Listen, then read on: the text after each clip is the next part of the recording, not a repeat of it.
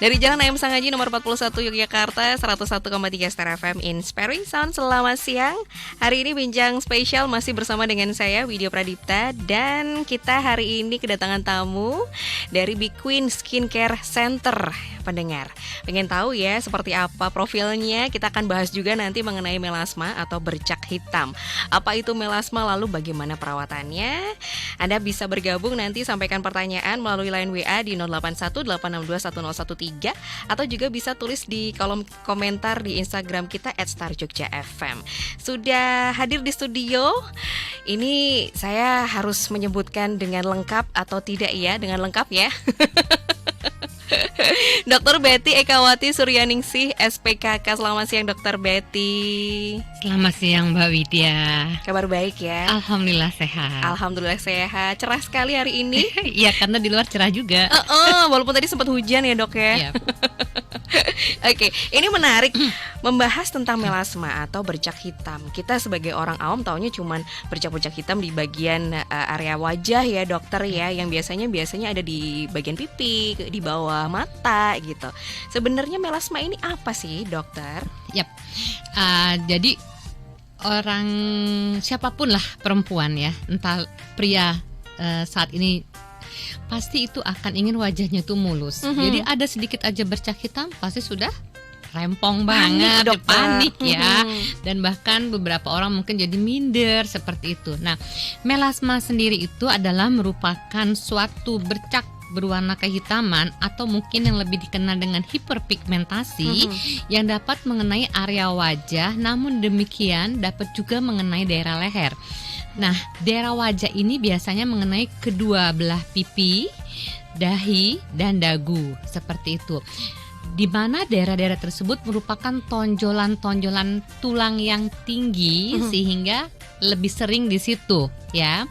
Namun demikian, melasma ini tidak semata-mata disebabkan oleh paparan sinar matahari, tapi dapat juga disebabkan oleh hormonal, misalnya KB, kehamilan. Jadi nih, ibu-ibu yang hamil kalau mukanya menjadi hitam jangan panik dulu lah, bersabar sampai bayinya lahir, seperti itu ya.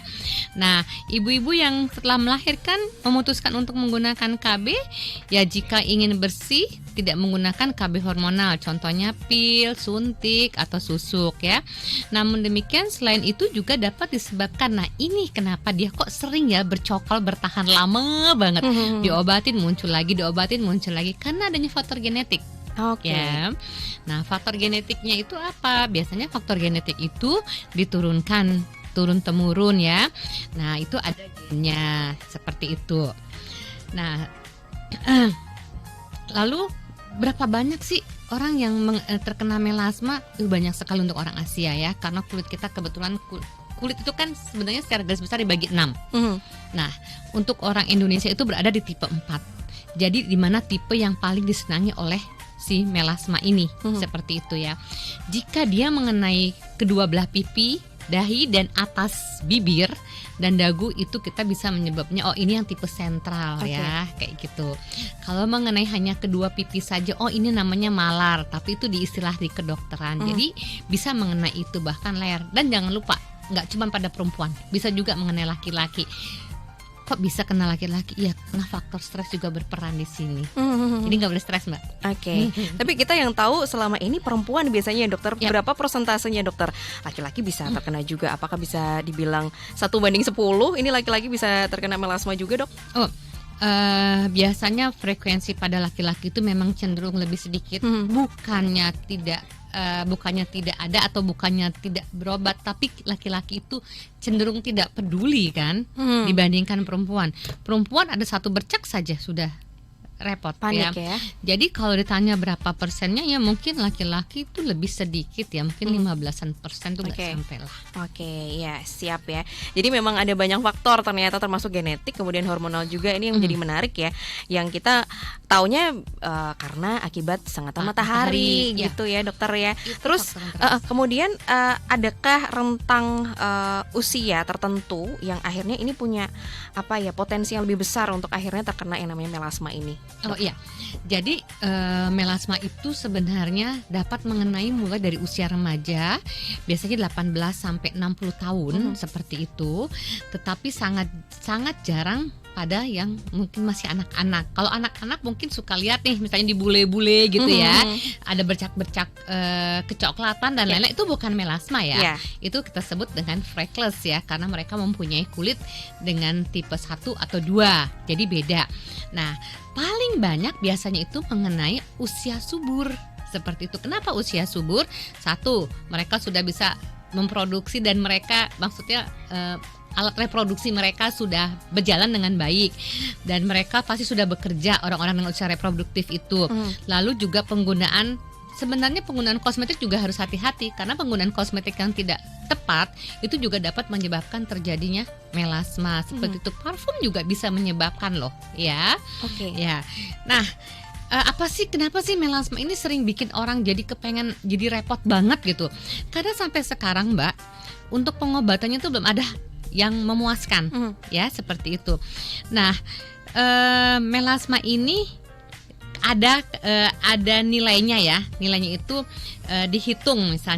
Nah, kalau semakin tinggi nilai keparahannya, biasanya akan memberikan dampak negatif pada seseorang dalam melakukan hubungan sosialisasi, akan menarik diri, akan minder, akan malu, seperti itu.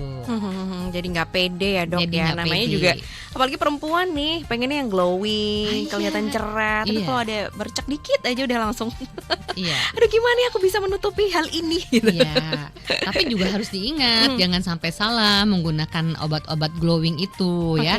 Karena tidak semua obat-obat penghilang noda itu aman untuk dipergunakan di Indonesia, seperti itu. Jadi tetap kita sebagai konsumen atau orang itu tetap harus cerdas dalam memilih ya, bijak dalam menggunakan, seperti itu. Jadi jangan asal ada iklan, ya kulitnya kulit mana dulu gitu. Dan di sana tuh musimnya musim apa? Kita memang tidak mempunyai 4 musim, kita hanya punya 2 musim. Tapi musim panas kita kan aduhai. Betul. Gitu. Nah, ini yang harus kita sadari juga ya pendengar Star FM ya. Kadang kita terlalu terlena sama iklan, pengen instan, akhirnya memilih yang tidak sesuai dengan kondisi ataupun skin tone kita. Kadang kita suka kelupaan itu, dokter. Betul. Ya. Kayak Mbak Widya menjadi orang Korea. Oh, tidak. Saya orang Asia aja, dok. Kroya katanya, orang Kroya. Kroya ada makanan yang enak tuh. Iya, oke deh, kroya, ya. Menarik ya tadi ya, sudah dibahas. Jadi mulai remaja bisa terkena melasma nih pendengar. Jadi memang harus berhati-hati sekali ya menjaga kesehatan kulit kita. Terus ini dokter, tadi kita suka salah kaprah sama yang namanya freckles gitu ya. Padahal kalau orang Asia kan kayaknya nggak punya freckles karena itu tadi tipe kulitnya berbeda gitu ya. Bisa Mbak, bisa ya? Bisa. Oh bisa. Nah, lalu bagaimana supaya kita bisa mengidentifikasi akhirnya ini ciri-ciri melasma, ini freckles, dokter? Ya. Wah, pertanyaannya kayak lumayan sulit. Kapan lagi kan ya bisa tanya langsung ke dokter gitu kan. Jadi gini, memang itu untuk membedakan melasma dan freckles. Dan satu lagi mungkin ada lentigo solaris yang suka kadang-kadang pada simba-simba yang sudah sepuh. Kalau kita lihat ada satu bundaran di pipi karena dia misalnya mbah-mbah yang suka berjualan di pasar Beringharjo. Nah, itu namanya lentigo solaris. Artinya bercak hiperpigmentasi solar itu matahari ya, yang dapat terjadi karena paparan matahari. Membedakannya dengan melasma, kalau melasma biasanya nggak hanya bundar satu begitu, tapi mengenai kedua belah pipi, di atas hidung, di hidung dan di dahi itu bisa ya. Dan warna bercaknya pun beda seperti itu. Nah, kalau freckles itu berbeda dengan melasma dari selain ukurannya, dan freckles itu bisa terjadi di mana saja dan memang lebih banyak menyerang orang-orang kulit putih, tetapi tidak mengurangi untuk orang-orang Indonesia beberapa juga bisa terkena. Dia lebih kecil-kecil sih bentuknya, seperti itu. Dan kalau freckles itu lebih banyak faktor genetik, sama dengan melasma pun terakhir Maksudnya saya dalam penelitian saya menemukan satu faktor genetik ya di mana namanya mungkin sedikit ilmiah dikit ya Mbak. Itu melanocortin 1 reseptor di mana VAL92 metionin yang pada orang Indonesia itu salah satu faktor penyebab terjadinya melasma. Seperti itu. Nah, kalau di luar negeri selain yang saya sebutkan tadi juga ada namanya arginin 163 glutamin. Nah, itu yang sering menyebabkan freckles. Cuman di Indonesia melasma tadi yang valin 92 metionin. Itu kalau mau ilmiahnya. Tapi kalau mau bahasa gampangnya faktor genetik yang ikut di situ. Kayak begitu. Siap ya, namanya faktor genetik memang nggak bisa kita hindari ya dokter ya, tapi bisa kita cegah sebenarnya ya dok. Faktor ya, kalau faktor genetik itu pasti kan dari emak bapak gitu ya, kakek nenek. Tapi bisa kok melasma itu dicegah, misalnya dengan menggunakan sunblock. Sunblock yang bagaimana? Sunblock pun penggunanya harus tepat, benar. Bagaimana harus benar? Pertama SPF-nya, sun protecting faktornya. Kedua, jumlah yang dioleskan dan jenis sunblocknya seperti itu. Waduh, ternyata banyak ya PR-nya ya. Gak asal beli sunblock dengan SPF tertinggi, terus biar aku aman dari matahari langsung pakai banyak. Padahal itu juga salah ya dok ya, kayak gitu ya aplikasinya ya. Karena harus ada bagaimana cara mengoleskannya, harus diulang atau tidak, jenis kulit kita apa, kita kapan memilih water resistant, kapan milih tidak. Apakah kalau di rumah gak keluar tapi kita masak harus gak menggunakan sunblock? Wajib loh Mbak masak juga. Oh iya dong. Oh iya. Wow. Karena itu ada kompor itu mengandung sinar yang tidak terlihat itulah.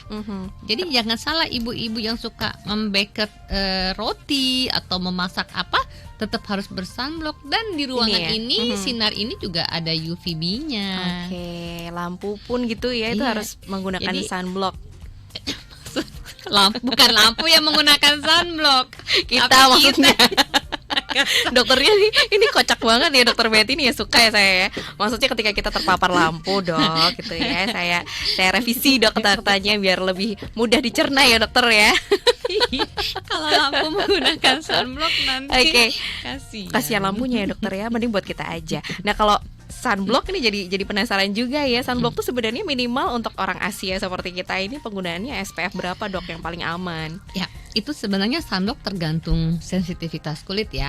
Tapi untuk kita yang paling aman yang biasa dipergunakan ya, SPF 30 itu sudah cukup sebetulnya. Kecuali Mbak mau bersepeda, Mbak harus pakai sunblock yang buat outdoor, ya harus menggunakan sunblock yang water resistant. Mbak mau berenang juga itu nanti SPF-nya beda lagi, bisa SPF 50 sampai 80 seperti itu. Mbak main golf bisa yang 100. Jadi tergantung aktivitas dari Mbak tuh apa, kayak gitu. Nek kayak saya kan cuman nggak banyak ini ya, cukup 30 kayak gitu. Mungkin kalau ada teman-teman Mbak Widya yang lain yang cuman ke pasar pulang lagi ke rumah, 30 cukup lah kayak gitu. Cuman ke pasar pengennya pakai sunblock 80 ya dok. Sambil dodolan. Oke nih, kalau tadi freckles itu bisa dibilang nggak berbahaya ya dok ya, karena itu keunikan atau sama-sama berbahaya dok dengan melasma? Melasma nggak berbahaya loh. Melasma nggak berbahaya ya? Nggak berbahaya. Melasma itu nggak berbahaya, cuman sama sekali tidak akan mengganggu jiwa seseorang, ya. Cuman kalau memang pada orang-orang yang rasa pedenya kurang, lalu melasmanya itu menyebabkan dia menarik diri, itu bukan berbahaya mengancam jiwanya dia atau kematian, tapi mengancam sakit jiwanya. Mengancam mental ya dok. Mengancam mental, artinya bisa depresi seperti itu. Tapi kalau mengancam jiwanya maksudnya terus jadi meninggal atau apa, enggak lah gitu. Berarti untuk kesehatan kulit pun sebenarnya berbahaya atau enggak dok? Enggak ya? Loh, bukan nggak berbahaya. Jadi melasma itu tidak berbahaya dalam arti menyebabkan kematian, tetapi dia berbahaya dalam tadi jadi sakit mental tadi. Nah kalau untuk kulit tentu nggak indah dong dilihat orang bermelasma. Tetap harus dijaga, mencegah, menipiskan, ya kan, terus menjaga dalam waktu yang lama seperti itu supaya tetap kayak misalnya nih Mbak Widya kan jadi cantik gitu kan, enak dilihat, berpahala kan. Membuat orang lain yang ngelihat juga jadi seneng ya dok ya, karena cantik, karena glowing gitu. Cantik dah harus glowing loh. Saya putus gitu. lagi. Oke, boleh. Siap dokter, siap salah saya. Gimana? Cantik nggak harus glowing tadi? Iya, karena gini, nanti orang-orang di luaran berpikir bahwa orang yang cantik itu harus glowing, bahwa orang cantik itu harus putih. Padahal tidak. Kulit yang cantik itu adalah kulit yang sehat. Ya. Kulit yang sehat itu kulit yang bagaimana? Kulit yang bersinar dengan cerah tanpa harus menggunakan atau tanpa harus berwarna putih ya, seperti paradigma cantik orang Indonesia. Nah, paradigma cantik orang Indonesia ini salah. Maksud saya salah adalah saya nggak menyalahkan iklan dan nggak menyalahkan apa-apa, cuma itu kan kembali kepada pribadi masing-masing. Jadi kalau untuk orang Indonesia mengharapkan kulitnya putih seperti orang Korea itu ya saya berpikir enggak lah gitu ya. Jadi bersih tanpa noda mungkin bisa dengan menggunakan sunblock tadi ya. Atau menggunakan krim malam, jangan lupa. Tidak mungkin menggunakan sunblock aja dapat menghilangkan bercak hitam, tidak. Tetap harus menggunakan suatu produk yang mengandung brightening ya. Tentu yang aman untuk si pengguna dan yang aman untuk daerah tropis seperti itu. Jadi harus glowing, nanti semua orang berbondong-bondong, "Hey, glowingkan mukaku dong." gitu. Enggak. Jadi harus kulit sehat. Kulit sehat itu kenyal, tonnya bagus, warnanya nggak harus putih. Kayak Mbak Widya nih warna Indonesia asli. Iya, saya Indonesia sekali. Saya kan Kroya tadi, Bu. Oh iya. Sawo matang ya. Bagus matang, Mbak. Jangan sampai kematangan. Jangan sampai bosok ya, Bu ya. Iya, Dokter. Oke. Melasma tadi kalau misalnya karena genetik tadi ya, dokter, akan kembali lagi. Nah, perawatan yang paling tepat untuk akhirnya bisa menghilangkan agaknya bisa atau nggak sih dok itu dihilangkan atau menyamarkan gitu dok? Oh bisa ya Mbak. Tadi kan sudah saya singgung di depan. Jadi tujuannya tuh sebenarnya secara garis besar tuh hanya dua, yaitu menghilangkan dan menipiskan hiperpigmentasi dan mencegah munculnya kembali si hiperpigmentasi. Nah biasanya first line atau pengobatan garis pertamanya itu ya adalah kita biasanya dengan menggunakan pengobatan topikal atau krim-krim pencerah wajah yang berada yang tentunya lebih baik kalau penderita melasma itu berobat ke dokter yang memang berkompeten di bidangnya. Misalnya ke dokter spesialis kulit dan kelamin, dimanapun yang penting adalah tidak menyalahi apa yang sudah menjadi kepakarannya seperti itu ya. Jadi memang harus tetap menggunakan krim. Nah setelah menggunakan krim ternyata tidak berhasil, kita bisa beranjak ya. Banyak sekali krim-krim atau obat-obat lain yang berada oleh dokter-dokter yang dapat dipergunakan secara semestinya. Seperti gitu ya. Jadi memang ada yang mungkin orang pengen dia pengen instan segala macam. Nggak bisa kalau melasma harus instan. Melasma itu butuh waktu untuk menghilangkannya. Seperti itu. Siap ya. Nggak bisa instan, ini harus di bold ya. Iya di bold itu di tidak bold bisa instan. Nggak bisa instan. Jadi memang harus proses dan prosesnya juga nggak 1-2 bulan langsung hilang, nggak bisa ya dokter. Nggak bisa. Nanti kalau misalnya masih nggak puas lagi dengan obat ya, misalnya saya nggak puas nih dengan krim, boleh kita pakai equipment yang lebih canggih. Misalnya terakhir harus pakai laser misalnya. Oke. Kalau misalnya di Bikuin sendiri dok pasti juga punya pilihan perawatan untuk melasma tadi ya dokter ya, untuk menghilangkan bercak hitamnya. Apa dok yang bisa ditawarkan ke pendengar nih? Saya mungkin konvensional juga ya. Saya mungkin juga menggunakan krim-krim yang memang untuk brightening atau pencerah seperti itu. Setelah beberapa kali selanjutnya ada suatu perawatan bisa dengan beauty defect repair atau yang lainnya. Dan kalau pasiennya masih belum puas, laser itu buat saya terakhir gitu. Tapi tentu dengan edukasi. Mengedukasi jangan sampai pasien itu menjadi menjadi berlebihan dalam nanti aku hasilnya akan begini gitu. Itu tidak. Jadi saya harus menjelaskan karena mengedukasi buat saya lebih penting daripada saya hanya menangani. Mengedukasi membuat pasien mengerti tentang apa itu melasma, bagaimana pengobatannya, bagaimana kekambuhannya, bagaimana dia harus bersabar, itu buat saya lebih penting daripada pasien langsung saya treatment. Jadi kalau pertama kali pasti saya akan mengedukasi, menjelaskan melasma, menggambarkan melasma seperti itu, baru pasien mengerti. Karena buat saya terapi itu harus dua arah, tidak bisa saya mengobati pasien begitu saja, tapi harus pasien dipahami dulu. Seperti itu. Itu yang Setuju, paling dokter. penting. Jadi memang dari awal sudah paham juga ya para Mm-mm. pasien bahwa Yap. melasma itu seperti ini, butuh proses, nggak Iya. bisa instan, dan juga ada banyak teknik yang akhirnya tadi senjata pamungkasnya adalah laser tadi ya, dokter ya. Gitu. Oke, Misalnya. menarik nih perbincangannya ya pendengar ya. Ada yang mungkin juga punya pengalaman terkait dengan melasma atau dengan pertanyaan-pertanyaan yang lain, boleh banget. Saya ajak Anda untuk gabung di line WA di 0818621013 atau juga bisa langsung tulis aja di kolom komentar di akun Instagram kami @starjugjafm. Kita akan segera kembali.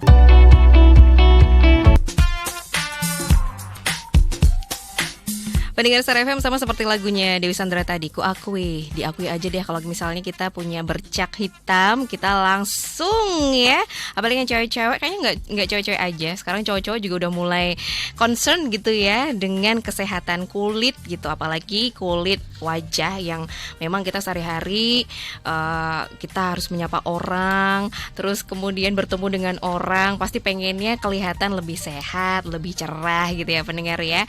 Anda boleh banget bergabung di bincang spesial kali ini di line WA di 0818621013 atau juga bisa tulis di kolom komentar di akun Instagram kita @starjugjafm. Kita masih bersama dengan Big Queen Skincare Center bersama dengan Dr. Betty Ekawati Suryaningsih SPKK.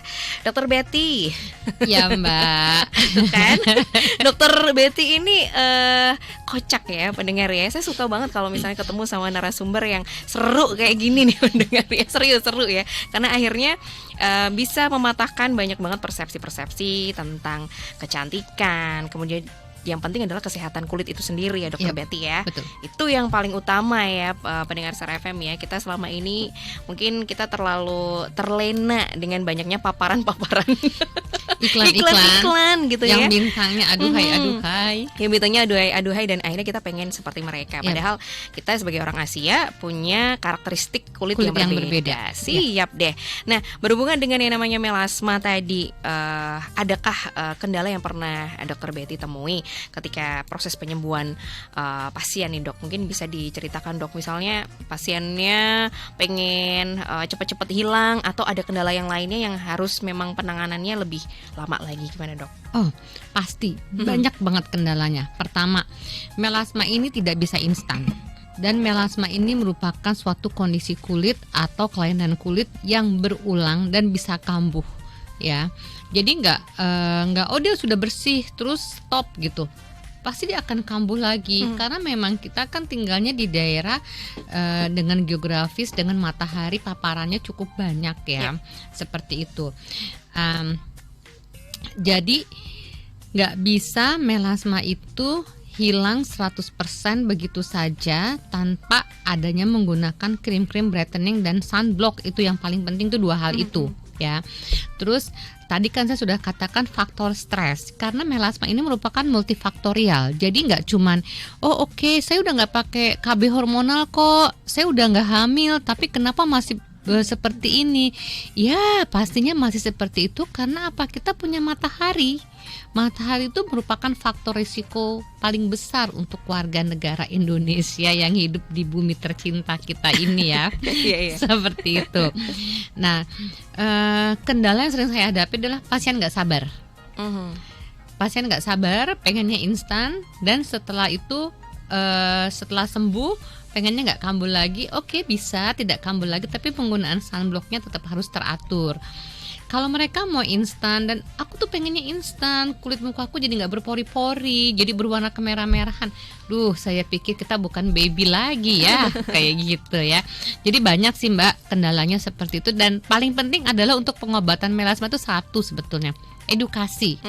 Edukasi kepada pasien, memahami dulu apa itu melasmanya, bagaimana cara menghilangkannya, bagaimana cara perawatannya, dan bagaimana menjaga agar tidak terjadi kekambuhan lagi gitu. Karena juga stres itu juga berpengaruh banget. Oke. Stres ternyata ya di mana-mana ya, nggak cuma penyakit dalam, tapi juga kesehatan kulit pun juga berpengaruh ya dokter. Karena stres itu melepaskan, kita ini kan ada hormonal dalam tubuh ya. Stres itu akan menyebabkan hormonal, misalnya cortisol release. Nah, cortisol itu kan poinnya yang akan bisa menyebabkan banyak penyakit, baik secara internal maupun tampak dari kulit ya. Nah, kulit itu sebenarnya adalah indikator untuk menilai kesehatan seseorang, kebahagiaan seseorang ya. Kalau dia banyak penyakit, walaupun dia diputihkan segala macam, pasti akan tampak gitu ya. Mbak pura-pura bahagia, saya tahu loh. Oh gitu, aduh nggak bisa dong pura-pura bahagia kalau sama dokter Betty nih. Walaupun udah pakai blush on merah merona gitu, kelihatan ya dok? Tetap kelihatan lah.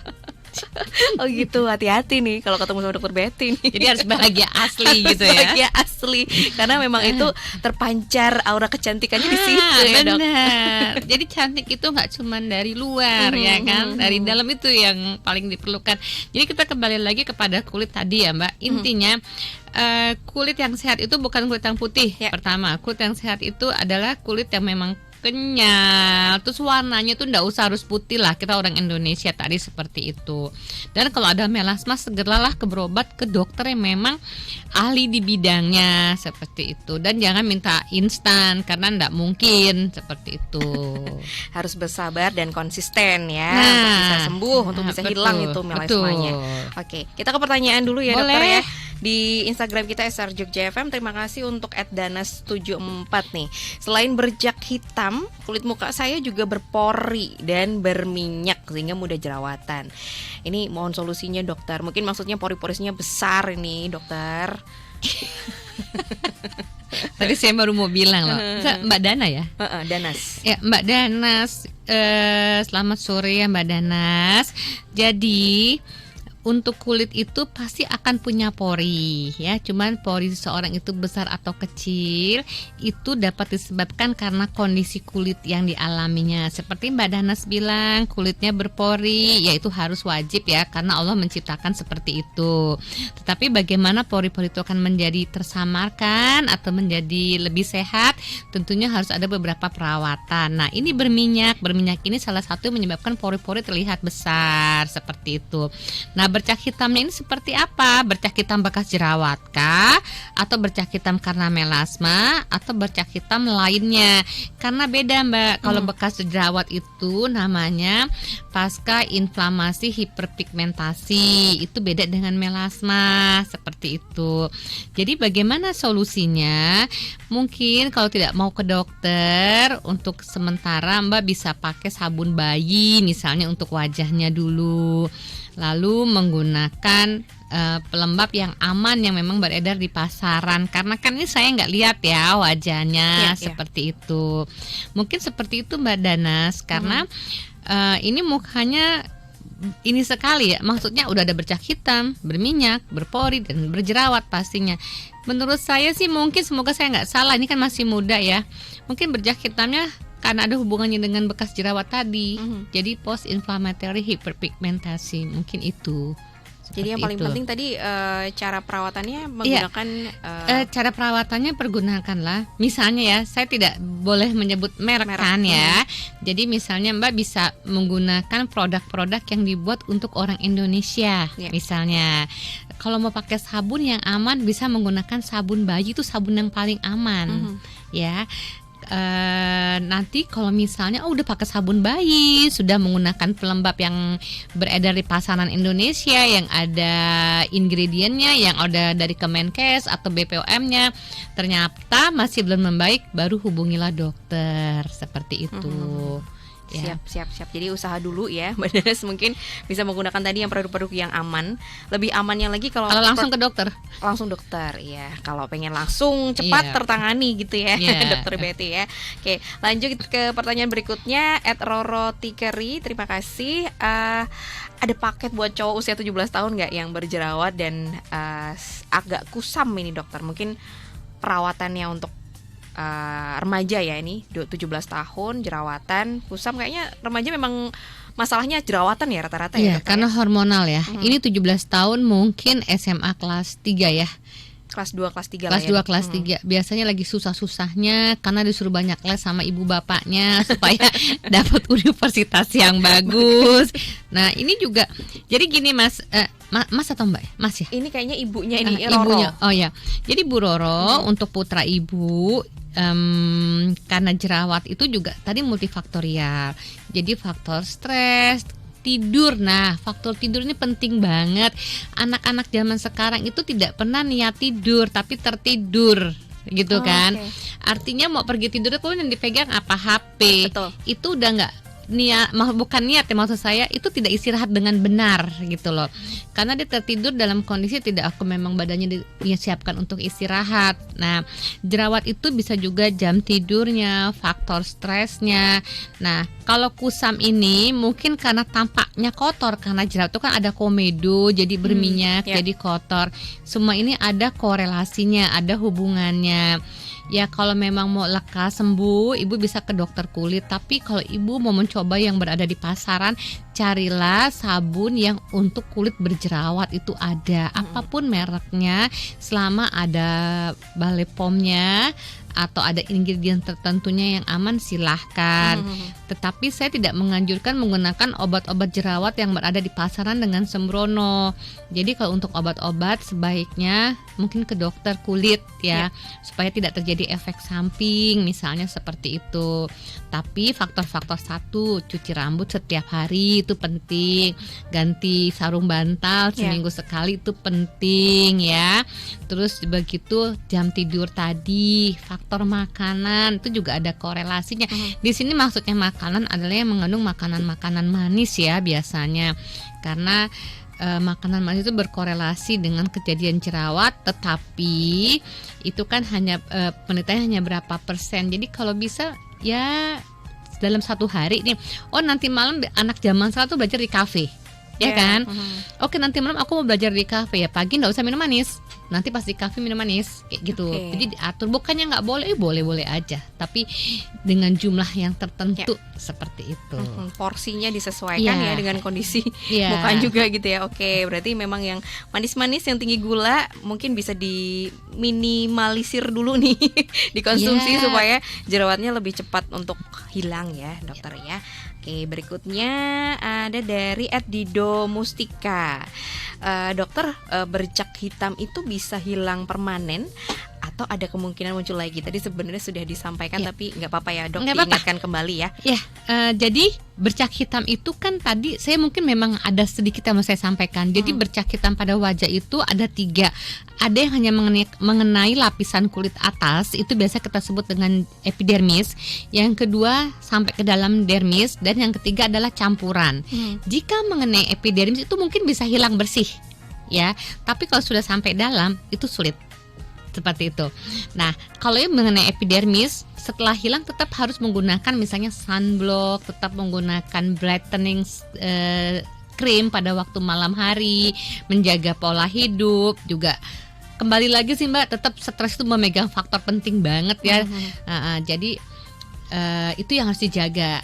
Jadi kalau misalnya bisa hilang permanen, bisa kalau yang tadi jadi lapis yang paling epidermis ya, yang cuma tipis, dan juga tidak ada faktor risiko. Artinya faktor risiko pekerjaannya tidak menentang matahari, kayak gitu ya, bukan matahari mall Mbak, jangan salah. Senang gitu matahari. Kedua juga tidak menggunakan tadi yang KB-KB-an tadi. 3, tidak sedang hamil misalnya. Nah itu insya Allah sih bisa hilang dengan baik, tetapi tetap tadi harus menggunakan yang saya katakan sebelumnya. Siap, itu ya dicatat ya Mas Dido Mustika. Berikutnya dokter, ini pertanyaannya semakin banyak loh dokter, nggak apa-apa ya, saya bacakan dulu ya. Seneng ya dokter ya bisa bantu pendengar Star FM. Ini @Mas Dewe, faktor genetik itu menurun seterusnya atau gimana dok? Lah ya. Ini pertanyaan yang sebenarnya perlu dipastikan aja nih dok. Memang itu pertanyaan, menurut saya malah itu suatu pertanyaan yang bagus ya. Karena tidak semua orang mengetahui apa sebenarnya, orang juga masih bingung apa sih itu genetik gitu kan. Jadi genetik itu adalah suatu kelainan yang diturunkan berdasarkan gen yang berada pada keluarga tersebut ya. Jadi misalnya bapaknya menurun ke Mas Dido tadi ya, Dewe. Mas Dewi, bapak kakeknya Mas Dewe menurunkan 50% ke bapaknya Mas Dewe. Nah, Mas Dewe diturunkan oleh bapaknya lagi itu 25%, semakin kecil 12,5%, tetapi sampai 0, sekian persen faktor genetik itu dalam seseorang tetap ada. Jadi faktor genetik itu akan seterusnya ada. Gitu Mas Dido. Oke, ini pertanyaannya cukup lumayan ya dokter ya untuk nggak apa-apa, ini harus diluruskan juga dokter kan dengan tetap genetik akan ada. Yes, tetap akan ada sepanjang hayatnya. Sampai nanti dia punya anak lagi begitu lagi. Sampai punya cucu lagi begitu lagi ya, kan tetap akan ada namanya genetik. Tapi itu. Persenannya semakin berkurang nggak sih dok gitu? Makin berkurang, tapi tergantung faktor kan gini. Misalnya Mas Dido nanti punya anak, kita nggak tahu anak ini nanti menikahnya dengan siapa. Nah faktornya ini ada lagi. Kalau faktornya dia, misalnya Mas Dido cuma punya 0,25, tapi ternyata pasangannya tuh punya 50, ya nanti punya anak yang sama lagi, kan kayak gitu. Oke, berarti akan selalu ada. Iya, sepanjang hayat sepanjang hayat tidak ini bisa ya Mas terhindar Dewi ya. itu. Oke. Berikutnya ini @thebolski. Saya ada melasma, sepertinya keturunan dari ibu. Ada banyak banget di pipi, tapi juga ada di ada 5 tai lalat di wajah. Nah, apakah ini juga berkaitan dok? Terus apakah perlu tindakan atau tidak? Tai lalatnya dihitung ya? 5 dok tadi dihitungnya. Gini, pertama untuk melasma kalau memang itu sudah mengganggu penampilan, mengganggu confidence, mengganggu rasa percaya diri, itu tetap harus dilakukan treatment. Ya, tetap harus dilakukan suatu pengobatan. Jadi pergilah ke dokter yang memang di ahlinya. Nah, untuk tahi lalat tadi, kalau memang tahi lalat itu makin besar dan rasa gatal, kalau mandi pun terkena handuk berdarah dan lain-lain, itu tetap harus ketemu dokter kulit untuk konsultasi jenis tai lalatnya, apakah itu akan aman dibiarkan atau harus dihilangkan. Jadi untuk siapa tadi? The Bolski dok, itu nama akunnya dok. Oh ya, The Bolski tadi. Kalau saya boleh sarankan, kalau lalatnya kecil-kecil saja, tidak mengganggu, mungkin biarkan jadi tambah. Saya nggak, laki atau perempuan ya ini ya? Iya. Perempuan nih kayak dok, saya jadi kepo juga nih. Kepo kan? Saya kepoin ini ya. Iya, kepoin. Oh, Mbak Winnie Ika nama. Oh, Mbak Winnie. Kalau tai lalat 5 dan itu letaknya pada tempat-tempat yang artistik, jadi Mbak kelihatan cantik, biarkan saja gitu. Tapi kalau 5 jadi besar-besar segede-gede gaban, segera temui dokter yang ahli di bidangnya, dokter kulit juga bisa. Nah, untuk melasmanya tadi, kalau sudah mengganggu, ya harus dilakukan satu perawatan supaya kulitnya jadi cantik lagi. Gitu. Oke, cukup menjawab ya Mbak Winnie ya ini ya. Lanjut, ada barang bekas nih nama akunnya ya. Siap. Apakah rajin pakai masker wajah seminggu 2 kali itu bisa membantu mengurangi melasma? Nah, ini pencegahan melasma dok. Ya. Yang bagaimana dulu maskernya? Nah, itu dia. Nanti yang dipergunakan masker lidah buaya, misalnya. Terus masker buat jerawat. Ini masker yang apa? Masker itu kan banyak peel off ya, misalnya, atau masker yang langsung ditempel gitu. Itu kan banyak jenisnya dan produknya dari mana, ingredientnya apa. Jadi harus dilihat. Kalau memang ingredientnya itu mengandung kayak brightening, itu sebenarnya bukan mencegah ya. Jadi menggunakan masker itu membuat kulit itu lebih fresh saja ya. Kalau mencegah tadi pakai sunblock seperti itu. Menggunakan masker seminggu 2 kali, tidak menggunakan sunblock, berpanas-panas ria, tetap saja kena. Apalagi misalnya tetap juga menggunakan KB hormonal. Nah, untuk KB hormonal ini mungkin supaya tidak terjadi kesalahpahaman. Jadi KB hormonal ini tidak langsung menimbulkan melasma. Beberapa penelitian itu mengatakan 1 tahun setelah penggunaan dia akan timbul ya, tetapi ada juga 6 bulan sudah timbul. Lalu kapan dengan KB hormonal atau faktor hormonal ini akan hilang? Meskipun saya sudah lepas dok sejak 2 tahun yang lalu, itu masih dia bertumpuk di situ. Jadi akan lebih lama hilangnya. Seperti itu kalau dengan KB hormonal. Wow, banyak ternyata ya. Ini banyak yang harus kita catat nih dari obrolan kita dengan Dokter Betty ini ya. Menarik sekali. Oke, berarti memang yang paling penting tadi brightening dan juga sunblock. Pakai masker nggak masalah asalkan ada brightening dan juga sunblocknya ya. Gitu ya, catatannya ya. Thank you. Lanjut lagi, oke dokter. Pertanyaan berikutnya. Terima kasih untuk 7252 nih di nomor WhatsApp-nya. Kalau cowok itu apakah harus rajin menggunakan sunblock juga? Nah, ini pertanyaan bagus nih, Dok. Bagus banget pertanyaannya. Wajib karena wajib karena kita di daerah mataharinya panas, kecuali tapi cowok zaman sekarang itu metropolis banget loh Mbak. Ya, cowok itu malahan lebih bening-bening daripada perempuan sekarang. Ya. Nah, wajib sih, kalau tanya wajib gak? Saya jawab wajib. Karena untuk mencegah tidak hanya melasma, tapi freckles, lentigo solaris, atau yang paling penting adalah terjadinya skin cancer. Seperti itu. Jadi kalau tanya wajib, jawaban saya wajib. Nah, cuman SPF-nya tadi tergantung apa kegiatanmu. Gitu. Siap, wajib ya ini ya Mas ya. Mas-mas yang ada di luar sana yang lagi dengerin Star FM juga, nggak cuman perempuan tapi juga laki-laki. Kayaknya sekarang juga produk tentang SPF, penggunaan skincare SPF untuk laki-laki juga banyak ya dok ya. Karena memang menurut saya sunblock itu tidak tergantung gender ya, mau laki mau perempuan itu wajib. Dan bahkan sekarang anak-anak TK juga sudah harus mulai pakai. Anak-anak TK dong. Oh iya, kan juga terpapar matahari. Iya betul, berarti memang harus pakai sunblock. Tapi memang yang buat anak. Ya, sunblock for kids gitu ya. Sudah banyak banget juga itu produknya di pasaran ya. Nah, kemudian ada saran nggak dok bagi para penderita melasma yang mungkin saat ini sedang mendengarkan Star FM yang ini sudah tahu bahwa dia ini kayaknya melasma nih, seperti yang tadi sudah disampaikan oleh Dokter Betty. Apa yang harus dilakukan? Misalnya juga kalau melasma itu semakin menyebar atau enggak sih dok kalau misalnya didiamkan gitu? Melasma kalau didiamkan semakin menebal. Menebal ya, bukan menyebar ya, menebal. Menebal dan menyebar. Oh, dua-duanya nih, wah resikonya cukup besar nih. Menebal dan menyebar nih semakin lama nanti hilangnya. Sebentar, mungkin artinya menyebar di sini tuh artinya semakin banyak. Tidak hanya mengenai pipi kanan, pipi kiri, bisa juga mengenai dahi, bisa juga mengenai dagu dan hidung, atau di bawah hidung. Nah, kenapa saya bilang makin menyebar? Tadi kan tergantung pekerjaannya apa, terpapar mataharinya berapa. Karena dari penelitian yang saya lakukan, terpapar matahari lebih dari 1 jam itu paling tinggi potensinya menyebabkan melasma. Seperti itu. Dan pada umur adalah umur 40 tahun yang paling rata-rata paling banyak. Seperti itu. Kenapa dok umur 40 tahun yang paling tadi cepat pekerjaannya? Terus umur 40 tahun itu kan juga sudah kulitnya sudah kita masuk ke dalam aging gitu ya, udah tidak seperti yang anak muda lagi, faktor apapun ya, sehingga sudah mulai terjadi kalau kita bilang skin agingnya sudah mulai jalan seperti itu. Jadi memang harus telaten juga ya dok ya. Wajib telaten. Tuh kan sederhana Mbak, sederhana. Padahal jadi gini, ditanamkan di dalam diri kita pada saat kita merawat kulit bukan untuk apa-apa, tapi sebagai ucapan bersyukur bahwa Allah begitu mengasih kesempurnaan.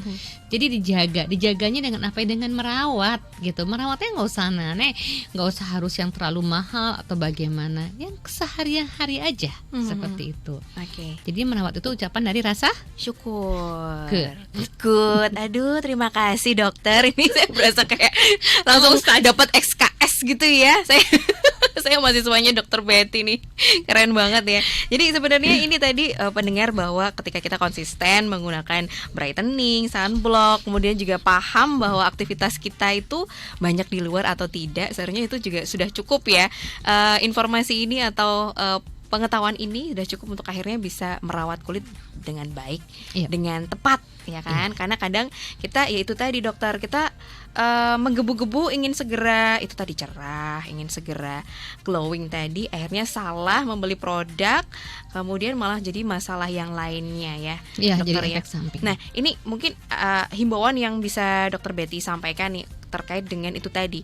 Kita kadang suka bukan mendeteksi mengira-ngira sendiri. Kita tanya Google, ini kira-kira aku sakit kulitnya kenapa ya gitu loh dokter. Nggak apa-apa, kan Mbah Google serba bisa.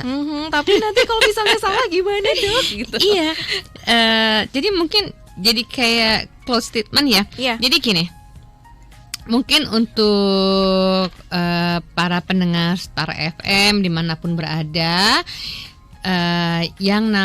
mungkin saya mulai dari melasma dulu ya. Boleh. Yang namanya melasma itu adalah merupakan bercak hitam yang terjadi pada wajah ataupun di lain tubuh ya, bisa di leher. Nah, kalau sudah ada seperti itu, apa sih yang harus dilakukan? Tapi sebelum apa yang dilakukan, mungkin untuk supaya dibikin headline juga adalah faktor pencetusnya adalah satu, paparan matahari, hormonal, faktor stres seperti itu, dan juga yang paling penting adalah genetik ya, faktor turunan. Kalau sudah mendapatkan itu harus bagaimana? Kalau tidak mau menemui ahlinya, jangan sekali-kali menggunakan suatu produk yang memang sudah dilarang ya, misalnya mengandung haki yang terlalu tinggi misalnya, atau hidrogen yang terlalu tinggi ya. Nah, lebih baik menemui dokter kulit. Lalu menggunakan apalagi brightening yang berada di pasaran, tetapi jangan coba misalnya pakai 1 kali tapi tidak membaik, temuilah dokter yang memang dokter kulit yang dimanapun berada ya, itu mereka udah dengan kompetennya mampu untuk menangani. Tetapi perlu diingat, melasma ini adalah suatu kelainan yang sering membuat frustrasi baik pasien maupun dokter, karena sampai saat ini belum ada hasil yang sangat memuaskan. Pun seandainya hasilnya oke, ini disuntik dengan tranexamic acid gitu ya, ada perbaikan, tapi pasti akan kambuh lagi. Jadi tadi tergantung faktornya karena sangat multifaktorial. Kalau memang mau konsisten, lakukan perawatan yang tepat, benar, baik, dan konsisten ya. Nah, menggunakan misalnya brightening cream, sunblock. Saya akan berulang kali bilang sunblock, dan juga faktor risiko yang tadi untuk mungkin bukan dihindari, kita nggak mungkin hidup tanpa matahari, tapi diminimalkan. Misalnya tetap aktivitas tapi menggunakan sunblock. Nah, menggunakan sunblock harus tepat. Kita menggunakan sunblock itu pada waktu di rumah, di luar rumah itu bersepeda, atau di luar rumah itu kita main golf. Tentu ada perbedaan SPF-nya di sini. Nah, namun demikian dari semua ini, faktor satu lagi juga penting, faktor stres. Jadi supaya nggak stres, jangan membandingkan kulit dengan kulit orang Korea dong. Nanti malah nambah stres. Iya, seperti itu. Oke, jangan dibanding-bandingkan ya pendengar ya. Ini sekali lagi, jadi paradigma yang selama ini kita dengar, kita lihat di iklan-iklan yang mengatakan bahwa kulit tuh harus putih kayak gitu-gitu. No, big no ya Dokter Betty ya. Kulit harus sehat, yes. Kulit harus sehat, yes. Kulit harus putih, no. Karena kita orang Indonesia. Yes. Yang penting sehat, kenyal, dan happy. Itu jadi kunci ya dokter ya. Aduh, jadi ikutan happy saya. Serius pendengar, kalau ngobrol sama Dokter Betty kali ini tuh seru karena happy itu tadi, bawaannya senyum-senyum. Nanti ketahuan ya kalau wah ini jangan-jangan lagi stres nih gitu. Waduh, tatapan matanya loh, saya sampai nggak berani.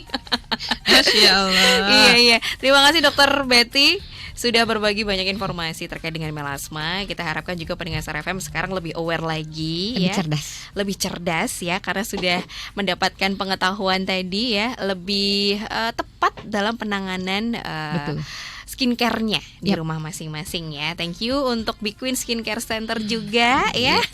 Terima kasih Mbak Widya. Sama-sama Dokter Betty, sehat selalu. Amin, Mbak Widya juga. Amin, yes.